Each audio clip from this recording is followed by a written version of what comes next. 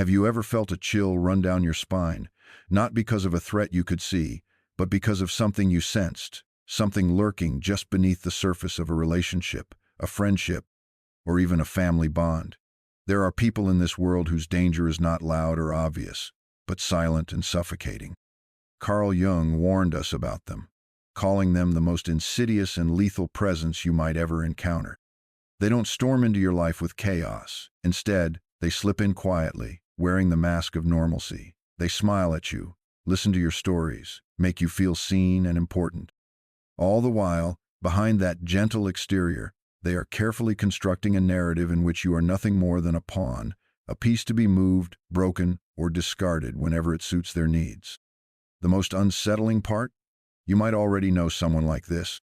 Maybe you share meals with them. Maybe you've let them into your inner circle. Maybe you've even trusted them with your secrets, never suspecting a thing. It's easy to dismiss this as paranoia or melodrama, but the truth is far more chilling. These people don't need to raise their voices or openly attack you. Their weapon is subtlety. Their poison is manipulation wrapped in affection. They make you feel special, indispensable, even loved, while quietly undermining your confidence and autonomy. The most dangerous sign is their utter lack of self-reflection, paired with an unshakable belief that their perspective is the only one that matters. Jung called this a sickness of the Sula, corruption that not only destroys the afflicted but infects everyone around them. Have you ever found yourself shrinking in someone's presence, doubting your own memory, your feelings, your judgment? Have you noticed how every disagreement becomes proof of your supposed flaws, and when you finally push back, you're met with a chilling, patronizing calm? That's not an accident. It's a pattern, a carefully honed strategy. This is the true face of an ego swollen to the point of delusion. What's even more terrifying is how rarely this type raises suspicion. They might appear as a mentor, a friend, a partner, showering you with praise while quietly convincing you that you are nothing without them. And this isn't random, it's a pattern. Jung observed that such personalities are so consumed by their own myth of greatness that they lose all sense of being just another human.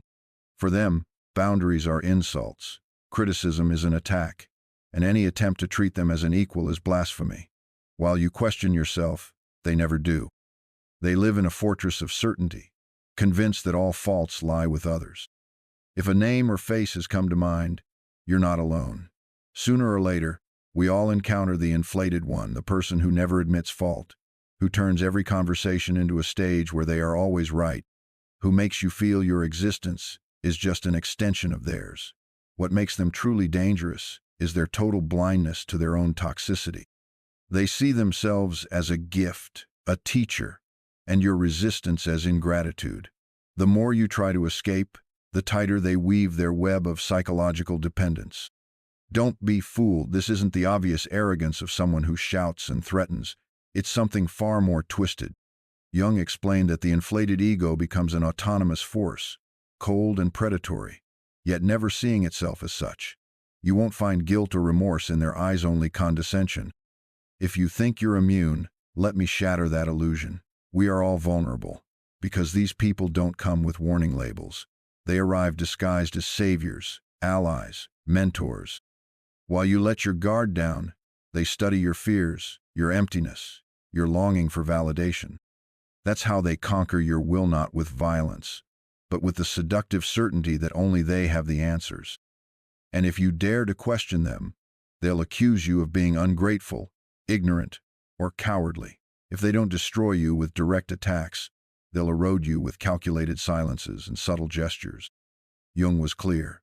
There is no subtler danger than someone who believes themselves enlightened, who cannot tolerate criticism, and who thrives on the submission of others. When your will bends to their narrative, you lose yourself. Your identity dissolves. Your confidence becomes a shadow. Your voice an echo. The process is so gradual, so insidious, that you might not even notice it happening. At first, you might feel flattered by their attention, grateful for their guidance. But over time, you start to notice a shift. You second-guess your decisions. You hesitate to speak your mind. You find yourself apologizing for things you never would have before. Every disagreement becomes a test. Every mistake an indictment of your character. And when you finally muster the courage to push back, You're met with a look of pity, as if you're too naive to understand the truth. This is the hallmark of the inflated ego, an unyielding conviction that they are always right, and that any challenge to their authority is a sign of your weakness, not theirs. What's most disturbing is how easily they can blend in, how effortlessly they can assume the role of mentor, friend, or partner. They wrap you in compliments and attentions, all while sowing the idea that without them, you are nothing. And this isn't a one-off occurrence, it's a pattern, a script they follow with chilling precision. Jung said that this type of personality is so possessed by its own myth of grandeur that it completely loses the ability to see itself as a common human being. For them, any limit is an insult, any criticism is aggression, any attempt to equalize them is blasphemy. While you question yourself, while you doubt, while you wonder if you are too harsh or too weak, they never question anything. Never. They live installed in an iron certainty that error, guilt, and defect always reside in the other, never in themselves. Right now, as you listen to this, maybe a name has come to mind, or a face, and you are wondering if it is possible that you have been the target of this soul disease.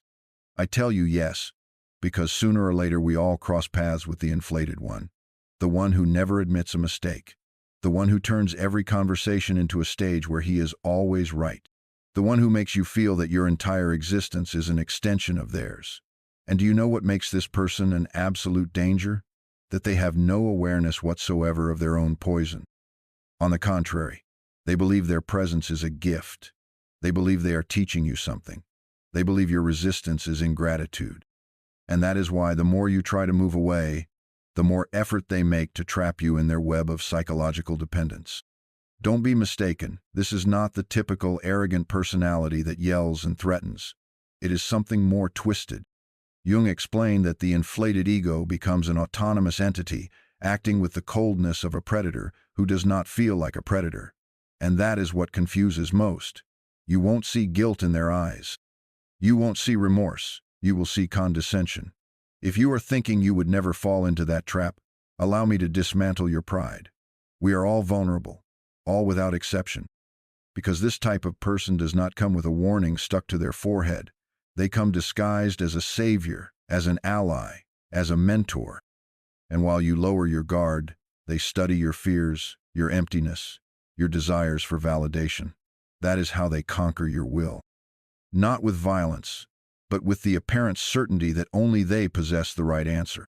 And if you don't accept it, if you dare to doubt, they will accuse you of being ungrateful, ignorant, cowardly, and if they don't destroy you with direct attacks, they will weaken you with strategic silences and calculated gestures. Jung was clear. There is no subtler danger than an individual who believes themselves enlightened, who does not tolerate criticism, and who feeds on others' submission. Because when your will bends before their narrative, nothing of you remains. Your identity dissolves. Your confidence becomes a caricature. Your voice becomes an echo that only repeats what that person considers acceptable. I tell you bluntly, if you ever notice someone reacts with absolute contempt when you question their ideas, if you observe that they never admit a mistake, if you detect that every disagreement ends pointing out your flaws, walk away. It doesn't matter if it's a family member, a leader, a lover. Ego inflation is a bottomless pit. If you get too close, it swallows you whole. Maybe you think I'm exaggerating, that no one can wield so much power. But tell me one thing. How many people do you know who live trapped in relationships where they feel smaller every day? How many times have you seen someone give up their own clarity for fear of not being accepted by an insatiable ego? Jung wrote it in words that chill the blood. Inflation is always a risk when the individual identifies with something that claims to be superior to human nature.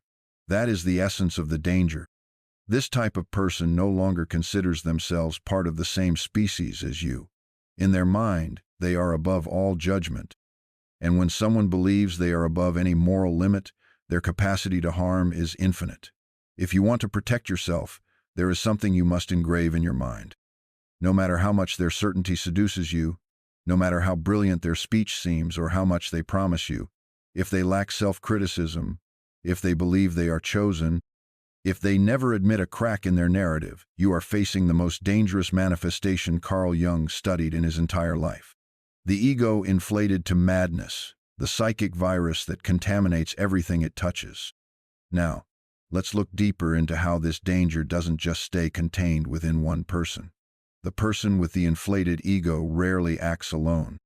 Often, they find the perfect environment to expand their influencia group, a crowd, a circle that, out of fear or convenience, hands them power without question. Here, another phenomenon emerges, one Jung analyzed with brutal clarity: psychic contagion. If you think ego inflation is just an individual trait, think again. It's a fire that spreads with terrifying ease. Contagion begins when one person, armed with excessive conviction, starts imposing their narrative. Gradually, those around them begin to echo their beliefs, often without realizing it. This is how a mass is born that no longer thinks or feels for itself, but simply obeys. You might think this only happens in cults or extremist groups, but the truth is, it can happen anywhere: your family, your workplace, any community where a confident voice replaces individual thought.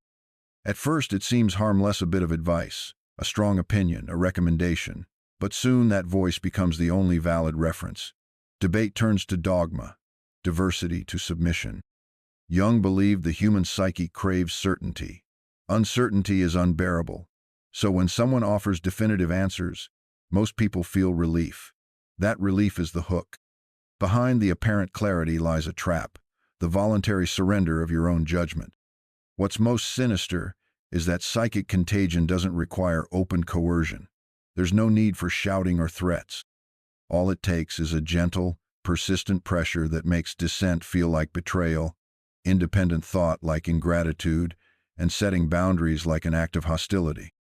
Meanwhile, the inflated ego delights in their handiwork, a circle of people too afraid to challenge them, who have surrendered their autonomy to avoid being cast out. Have you ever noticed groups where everyone thinks, speaks, and feels the same, where any dissenting voice is smothered with a mix of pity and disdain? That's not unity, it's the corrosive effect of psychic contagion, the multiplication of the inflated ego until it becomes a collective monster. If you think this is exaggerated, ask yourself why so many intelligent people end up justifying the unjustifiable. Why do so many get trapped in dynamics where dissenters are humiliated? The answer is simple: fear of exclusion, fear of losing the leader's approval, the one who never errs, who always has a brilliant excuse, who never takes responsibility. Jung warned that collective contagion is even more dangerous than individual inflation. When a single inflated ego convinces dozens, the damage multiplies. The group stops questioning and starts defending the indefensible, becoming a blind entity that protects the ego at the cost of its members' dignity. But there's another, rarely discussed consequence. When you join such a circle, your perception of reality begins to warp. Your moral compass no longer points to truth, but to acceptance. You stop asking if something is right, and start asking if it's approved by the inflated ego. At that point, your inner freedom vanishes. Pause for a moment. Think of all the times you've stayed silent out of fear of disapproval. All the times you looked away while someone abused their power. Were you being prudent, or were you participating in that silent contagion? The real danger isn't just that this sign destroys the one who embodies it, it turns others into accomplices. The more people join, the more untouchable the ego becomes, surrounded by loyalists who will repeat any lie, defend any excess, justify any abuse. Maybe you've been part of that army, choosing to praise rather than confront, to agree rather than question, to applaud someone you knew was wrong because it was easier than risking their anger. But remember, no group built on idolizing the ego survives without a cost, and that cost is always the consciousness of its members. Jung made it clear: the more you submit to an authority that tolerates no criticism, the further you drift from your own soul. And when you lose touch with your soul, everything becomes hollow. Psychic contagion is an invisible epidemic, perfectly disguised. It makes you feel important, righteous, virtuous. But behind that mask is the systematic erosion of your will. So before you keep blaming others, ask yourself honestly, what part of you is willing to trade independence for belonging? How much of your judgment have you sacrificed to avoid being alone? What price are you paying to maintain that illusion? Ego inflation isn't just an individual spectacle, it's an epidemic that infects families, companies, entire societies. If you lack the courage to see this, one day you'll wake up as one of those loyalists, your voice lost in the echo of another's certainty. And when that happens, when you realize your thoughts are just a reflection of someone else's, it may be too late to reclaim what you've lost. Freedom of thought is hard to recover, and a mind surrendered to an inflated ego is rarely the same again. If you're still wondering whether all of this is just theory or exaggeration, pause and consider what truly makes the inflated ego and its psychic contagion so persistent, so hard to root out. It's not just about the person who wields this power, or even the group that enables them. The real fuel for this fire is something far more universal and deeply human: the need for meaning, the gnawing anxiety that our lives might be insignificant, that we might be invisible in the vastness of the world. This is the crack in the foundation that makes us all vulnerable, the hidden fissure that the inflated ego senses and exploits with uncanny precision. The danger is not just that they offer certainty, but that they offer a story, a narrative in which you matter, in which you are chosen, as long as you remain obedient and loyal to their vision. That's the trap, the dazzling mirage. You feel special, as if orbiting this person or this group redeems you from the mediocrity you secretly fear. And it's so easy to believe, because deep down, everyone wants to feel significant, to be part of something larger, to have a place in a story that matters. But here's the uncomfortable truth: no one is immune. We all carry this vulnerability, this shadow, as Jung called it, the sum of everything we reject in ourselves, the hiding place of our guilt, our insecurities, our secret fears. The inflated ego is like a bloodhound for the shadow. They sense your weak spots, your hunger for approval, your longing to be seen, and they use these with a skill that borders on the diabolical. That's why, when you first encounter such a person, your reaction isn't rejection but fascination. Their confidence, their certainty, their way of speaking as if every word is law, it dazzles you, draws you in. Without realizing it, you begin to give ground. First your doubts, then your voice, and finally your identity, all surrendered for a fleeting sense of meaning and belonging. What's most chilling is that the inflated ego often doesn't even manipulate consciously. They're not villains plotting in the shadows. They simply believe so completely in their own superiority that they can't imagine another reality. That blind certainty is what makes their influence so corrosive. While you question yourself, they never do. Jung called this a psychic possession, a trance. When someone is possessed by the belief that only their voice matters, a will to dominate emerges not just out of pride, but because they believe it's an act of generosity, as if erasing you is a favor they're doing for you. And don't think this only happens in positions of power. It could be your boss, your partner, a friend who always has advice that sounds like a divine decree, anyone who has turned their certainty into an altar. The most sinister part is that, over time, prolonged exposure to this profile distorts your own perception. You start doubting your memories, distrusting your emotions, wondering if you've been wrong your whole life. This is called induced cognitive dissonance, a split in your mind. One part sensing something is off, the other clinging to the ego's narrative because, painful as it is, it offers order. When the dissonance becomes unbearable, your mind makes an unconscious choice. It gives up its own voice to align with the others. It's a sacrifice of identity for a little peace, a devastating exchange that turns you into an echo. Often, this surrender doesn't look like defeat. It masquerades as maturity. You tell yourself that giving up your judgment is humility, that accepting the other's dominance is respect.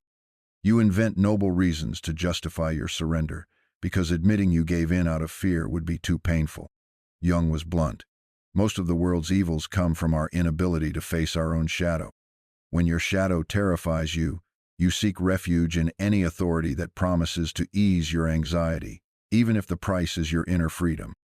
Think back to all the times you felt a pang of intuition that something was wrong, that discomfort you tried to silence, that inner voice that faded away.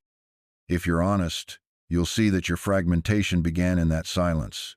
The inflated person doesn't destroy your integrity in one blow. They erode it slowly, like water wearing down stone. They convince you that doubt is weakness, autonomy is rebellion, independence is a flaw. Out of fear of emptiness, you accept the deal. The longer you stay, the harder it is to return. Each day you maintain the facade. Your mind invents new excuses to keep it up, until one day you look in the mirror and no longer recognize yourself. This is the true damage of the inflated ego, its ability to invade you without violence, to turn your consciousness into occupied territory where only their voice is allowed.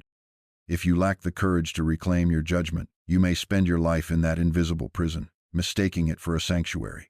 No voice, no matter how brilliant, is worth the sacrifice of your own thought.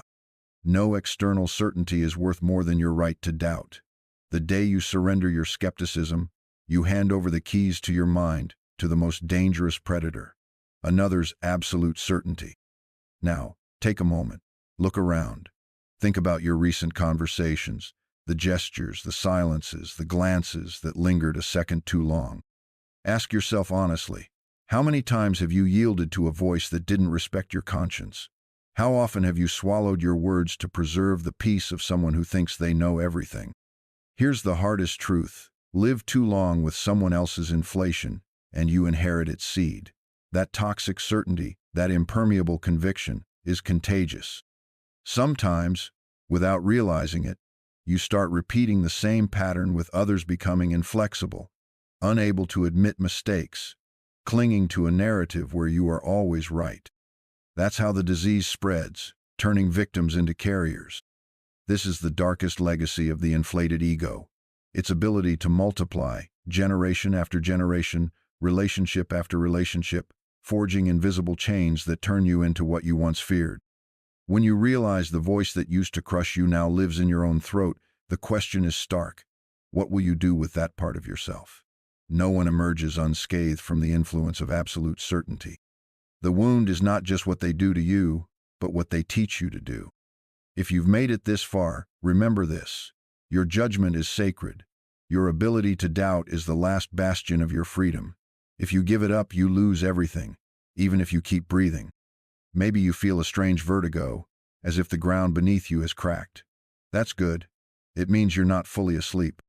If something here has stirred you, don't distract yourself. Don't numb yourself with excuses. Tonight, before you sleep, ask yourself mercilessly, what part of me has been infected by the arrogance of others, and what part is ready to reclaim its voice? Only when you have the courage to question your own certainties will you begin to be truly free. When you do, when you finally look at yourself without masks, you'll discover something the inflated ego can never steal: the dignity of being human, with all your doubts, your cracks, your beautiful, imperfect capacity to rethink everything. Let that be your reminder.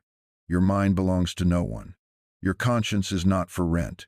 If you're ready to wake up, stay.